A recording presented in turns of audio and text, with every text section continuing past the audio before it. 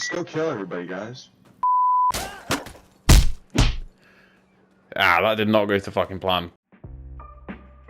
I have just spent the last 2 hours of my life playing Insurgency Sandstorm, and it terrifies me. I'll be the first to admit I'm not the best of the best when it comes to this game, but I do think there are some pretty neat things that set it apart from other FPS games. If it's not obvious already, I'm a big Battlefield fan, and I've around 300 hours in 2042 already, and although I really enjoy it, Insurgency is a whole different beast. There's no connection between the two in my mind, aside from the fact that they both have guns, and you shoot people.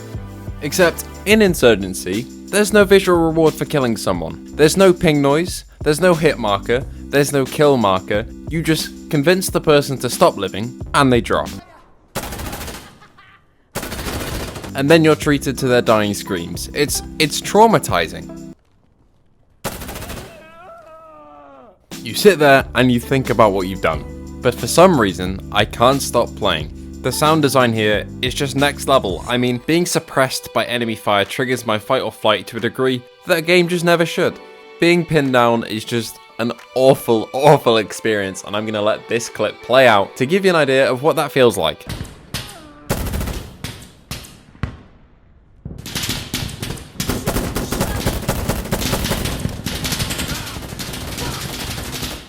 The immersion in this game is just something else, and it's an experience that can't be matched on console unless you go and play Hell Let Loose. I mean, your own characters even call out to each other and respond in-game to check that they're okay. It's so immersive.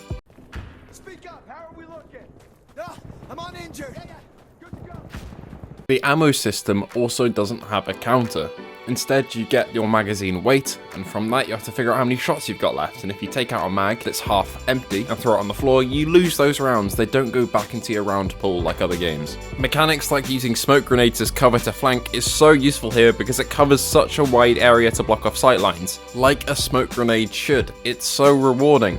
Using the mechanics that the game provides you to get leverage over your enemies is so satisfying, like here, when I used the shadow of this guy to figure out when he was going to enter my building. Traversal methods are very, very grounded. You feel like you got a lot of weight on you, like you should. Sliding is only necessary when quickly getting to cover as it lowers your weapon. You can even enter buildings by kicking the doors down, which is the best feeling for my smooth brain. You can even kill unsuspecting enemies by kicking a door onto them, but unsurprisingly, I'm not good enough at this game to have done that. You don't have to just run and kick your way through everything though, because there are cars. Pickups with machine guns that are guaranteed death sentence because every single insurgent or security player will immediately hear the noise and shoot you, but the big gun is fun to use, so I take the risk every single time.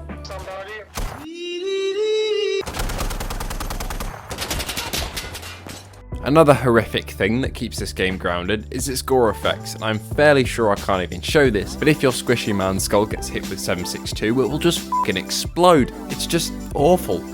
On the slightly brighter side, the game has a really, really wide gun selection, including the G36, which happens to be my favourite gun of all time, so points there. Still remembering the PTSD, but points for that gun.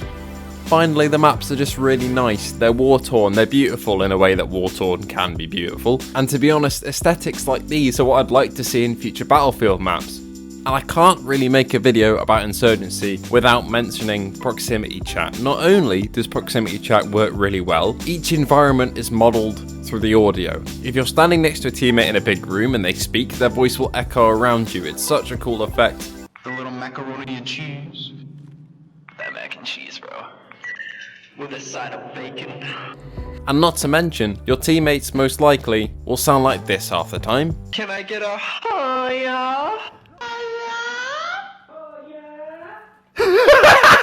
Whether that's a plus or a minus is really up to you, but I find it funny, I can get content out of it, and speaking of which, I will have some videos coming out on this game in the future, so stay tuned for those. There'll be my same old funny moment style content, but focusing a lot on the TeamSpeak with randoms, which is what this game's all about, to be honest. So as always, I do hope you enjoyed your time here, and I hope to see you again at some point, maybe in one of my past videos, in one of my future videos, but I hope to see you there, and consider subscribing and liking if you enjoyed what you saw here. Until next time, goodbye.